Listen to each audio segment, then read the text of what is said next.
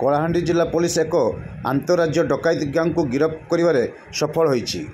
ଧର୍ମଗଡ଼ ଥାନା ପୋଲିସ ଏକ ବଡ଼ ଧରଣର ଡକାୟତି ଘଟଣାରେ ସମ୍ପୃକ୍ତ 8 ଜଣ ଅଭିଯୁକ୍ତଙ୍କୁ ଗିରଫ କରିଥିବା ବେଳେ ସେମାନଙ୍କ ନିକଟରୁ ନଗଦ 3,51 ଲକ୍ଷ ଟଙ୍କା, ବନ୍ଧୁକ, ଗୁଳି, ଅପରାଧରେ ବ୍ୟବହୃତ ଗାଡ଼ି ଏବଂ ମାରଣାସ୍ତ୍ର ଆଦି ଜବତ କରିଛି।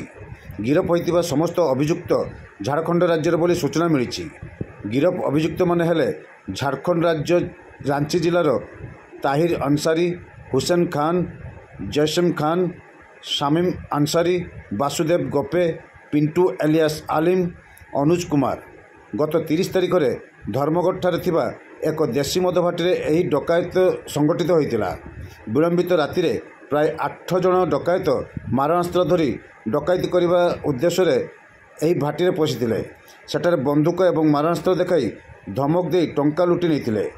ଏନେଇ ଧର୍ମଗଡ଼ ଥାନାରେ ଏକ ମାମଲା ରୁଜୁ ହୋଇଥିଲା।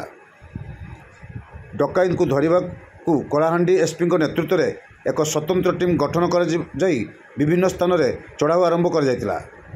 ଡକାୟତି କରିବା ପରେ ଅଭିଯୁକ୍ତମାନେ JH-10AP 4817 ନମ୍ବର ବିଶିଷ୍ଟ ବୋଲେରୋ ଯୋଗେ ଘଟଣାସ୍ଥଳରୁ ଫେରାର ହୋଇଯାଇଥିଲେ। ଅନୁସନ୍ଧାନ ସମୟରେ ଅପରାଧରେ ବ୍ୟବହୃତ ଗାଡ଼ିରୁ ଝାଡ଼ଖଣ୍ଡରୁ ଚିହ୍ନଟ କରାଯାଇ ଠାବ କରାଯାଇଥିଲା।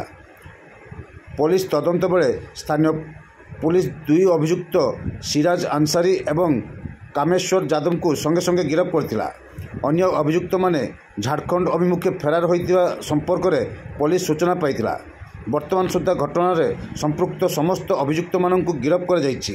ରାଜ୍ୟ ଆରକ୍ଷୀ ମହାନିର୍ଦ୍ଦେଶକ ଶ୍ରୀ ଯୋଗେଶ ବାହାଦୁର ଖୁରାନିଆ ପୋଲିସର ତୁରନ୍ତ କାର୍ଯ୍ୟାନୁଷ୍ଠାନ ଏବଂ ସଫଳତା ନିମନ୍ତେ କଳାହାଣ୍ଡି ଏସ୍ପି ଏବଂ ତାଙ୍କ ଟିମ୍କୁ ପ୍ରଶଂସା କରିବା ସହ ଶୁଭେଚ୍ଛା ଜଣାଇଛନ୍ତି।